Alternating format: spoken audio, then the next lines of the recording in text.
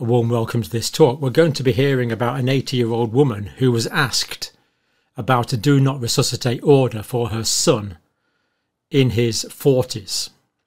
This was not an isolated incident. It seemed to happen many times via unsolicited calls from GP offices and surgeries.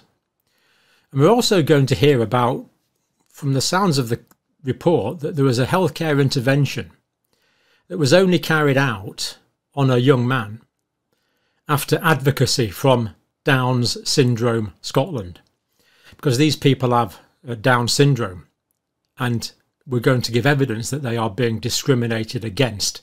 Now, this problem is not new. It's been around for a long time, but like many other problems, and you and me might be able to brainstorm one or two that was brought to light by the pandemic. Maybe that's one of the good things about the pandemic, that it brought to light problems which were already there. Let's listen to Eddie McConnell, Chief Executive, Down Syndrome Scotland.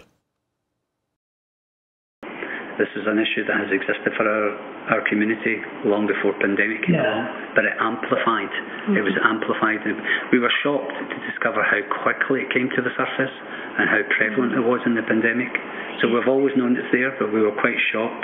And the most obvious example of that was in the conversations around do not resuscitate orders. Yes, and I actually wanted to come on to that now. The do not attempt cardiopulmonary resuscitation, or DNA CPR. You mentioned in your statement that a seriously ill woman in her 80s received a call from the GP in respect of her fit and healthy son who was in his 40s, with the GP stating that she wanted to place a DNA CPR decision on the woman's son's file, and the woman, you say, was quite surprised by this. She perhaps, you imply that she perhaps expected a call in respect of herself, not her son. Do you think that was an isolated incident, or do you think that these conversations in respect of people with Down syndrome were taking place very frequently? So we definitely know it wasn't an isolated incident. We know that a number of families had unsolicited calls from, in this instance, that particular example, from the GP's practice. Statement that generally across primary care, and I think implied in that also is in hospital care, that some seem to view the lives of those with Down syndrome as less worthy than others. And you give an example of a man in his 20s who attended the cardiologist with his mother, and the cardiologist during the pandemic said, "I do not know whether it's worth operating on someone like him." It's quite a profound statement, even if they're not mistakenly using the clinical frailty scale. What happened in that case? Did the young man get the treatment that he required? So my understanding is he did get the treatment he required, but it required an intervention from us as a charity to explain why that was a wholly inappropriate response.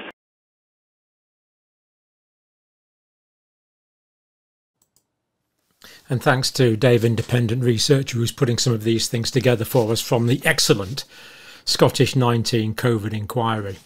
Now, I want to read out a few extra things from the statement from the Chief Executive of Down Syndrome Scotland.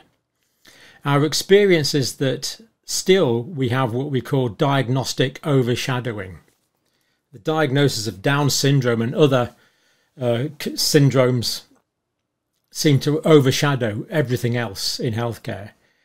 What we see is, this is Eddie O'Connell saying, what we see is when someone presents at a GP practice or at a hospital with Down syndrome, we commonly see them focus on the Down syndrome, and the presenting health conditions are almost nullified because they say, well, it's part of the Down syndrome. Very sad that this comes from healthcare professionals, maybe professionals in inverted commas there. However, it is a health issue that needs to be addressed, and they cannot see past the Down syndrome. And that was certainly highlighted during the pandemic, according to the Eddie McConnell. Now, I think we can judge how civilised a society is by the way it treats its weakest, most defenceless members. And by the criteria we're looking at in this video, maybe we don't do very well. Let me know what you think.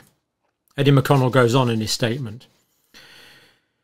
We are quite strong about this and want to make our feelings clear that this is a form of discrimination, and we call it out as discrimination.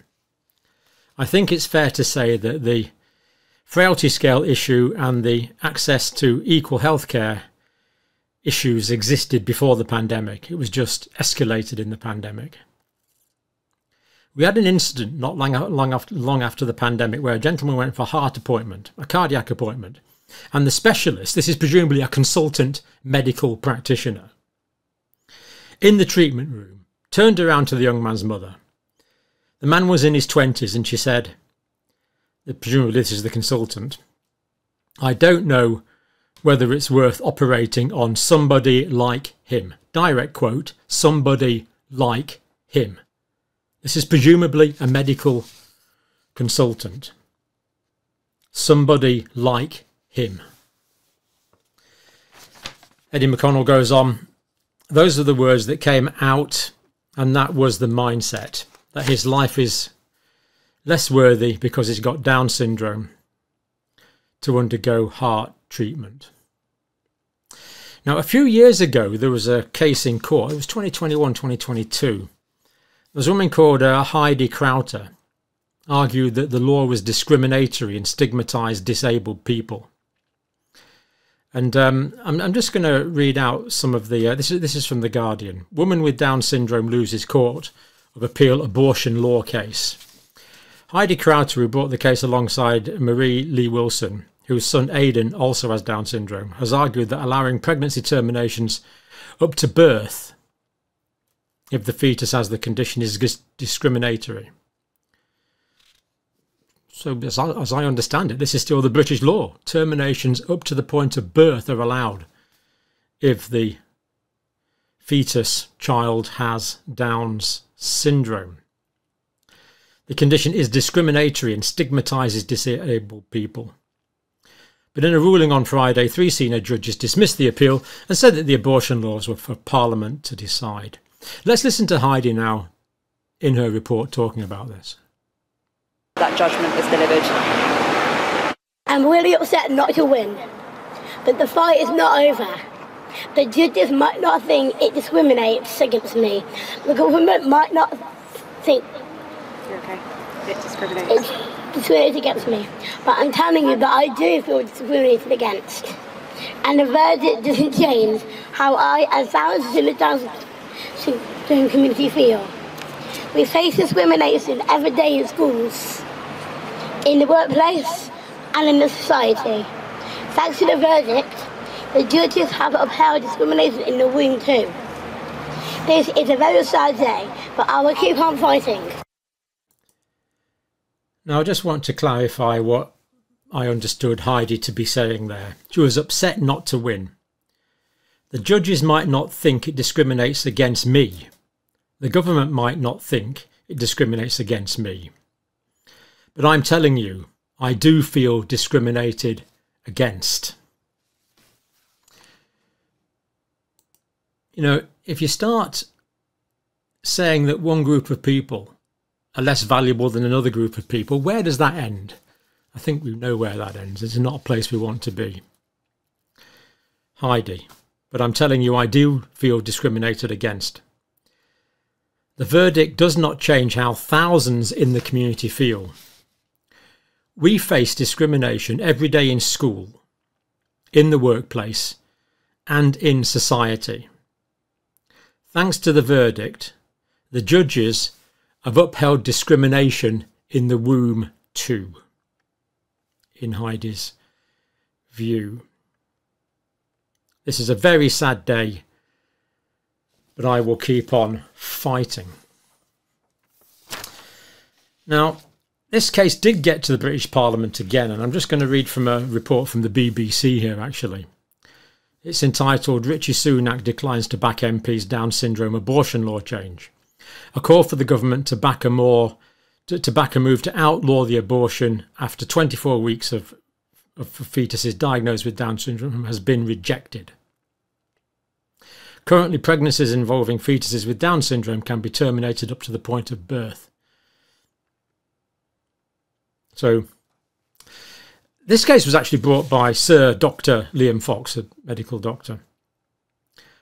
He led a cross-party campaign to bring the limit into line with fetuses without serious disabilities. Surely, Dr. Fox says, surely we cannot accept in the 21st century that people with Down syndrome are second-class citizens in our country. Will the Prime Minister support the change? And of course, he didn't support the change. He said something about it being a matter for MPs' consciences. Now, the Prime Minister will be out of office in a few weeks' time, almost certainly, and the next lot won't be any better. This seems to be a systemic problem in our society. So, do we judge a society by how civilised a society is, by how it treats its weakest members and its most defenceless members? I actually can't think of a better way to judge the civilisation of a society. So let's stop pretending we're oh so righteous. Let's stop pretending we're oh so this, that and the other. Oh so politically correct. Oh so concerned.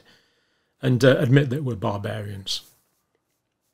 Or you might have a different opinion.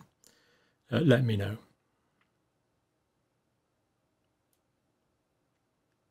If we discriminate against one group, who's to say who the next group will be? Any discrimination of this type is completely unacceptable.